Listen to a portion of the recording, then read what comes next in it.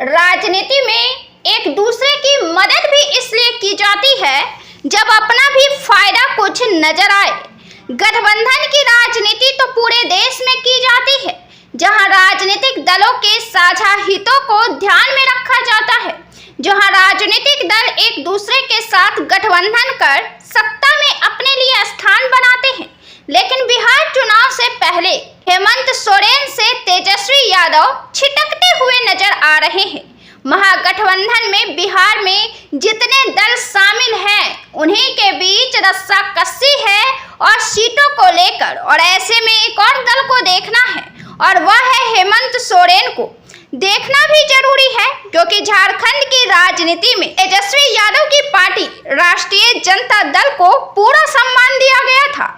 बिहार में एक तरफ से कांग्रेस राजद पर दबाव बना रही है, तो दूसरी तरफ से मुकेश सहनी भी कतार में लगे हैं। इधर लेफ्ट को भी देखना है, लेकिन इन सब के साथ तेजस्वी यादव हेमंत सोरेन को नजरअंदाज नहीं कर सकते हैं, क्योंकि हेमंत सोरेन ने झारखंड में राष्ट्रीय जनता दल को काफी सम्मान दिया है, और वह भी वैसी स्थिति में जब वह बच सकती थी, कट सकती थी, लेकिन हेमंत सोरेन ने ऐसा नहीं किया। दरअसल 2024 में जब झारखंड में चुनाव हुए थे तो राष्ट्रीय जनता दल को 6 सीट दी गई थी और सरकार में एक मंत्री पद भी दिया गया था। इससे पहले जब 2019 में झारखंड में चुनाव हुए थे तो राजद पार्टी ने सिर्फ 1 सीट जीती थी।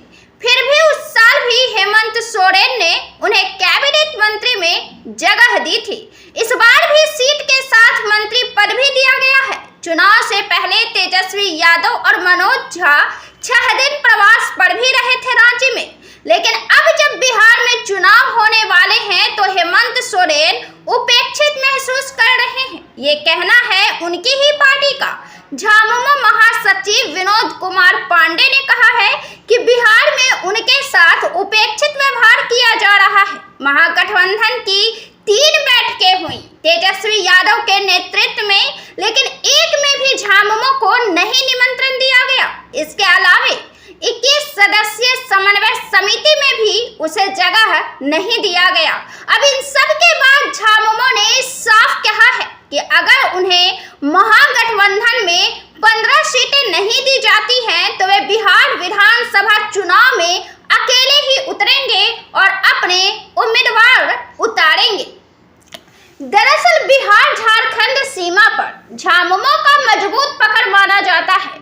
सीमावर्ती इलाके में झारखंडी संस्कृति की मजबूत पकड़ देखने को भी मिलती है।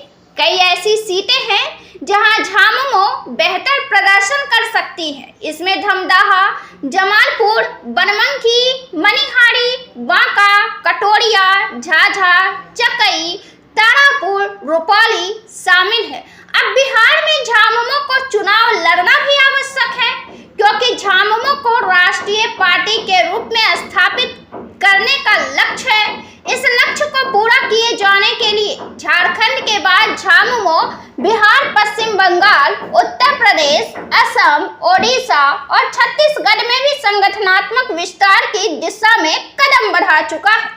पूर्व में झामुमो का बिहार में 1 विधायक, ओडिशा में 6 विधायक और सांसद निर्वाचित हो चुके हैं।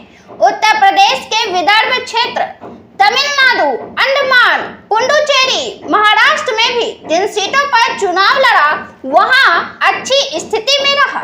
तो ऐसी स्थिति बन रही है कि झारखंड से हेमंत सोरेन की पार्टी झामुमो अपनी पार्टी को विस्तार देना चाह रहे हैं, और इस सिलसिले में यह तय है कि बिहार विधानसभा चुनाव में वे 15 सीटों पर लड़ेंगे ही, चाहे तेजस्वी यादव उन्हें महागठबंधन में शामिल करके 15 सीटें दें या फिर वे आजाद होकर 15 सीटों पर लड़े।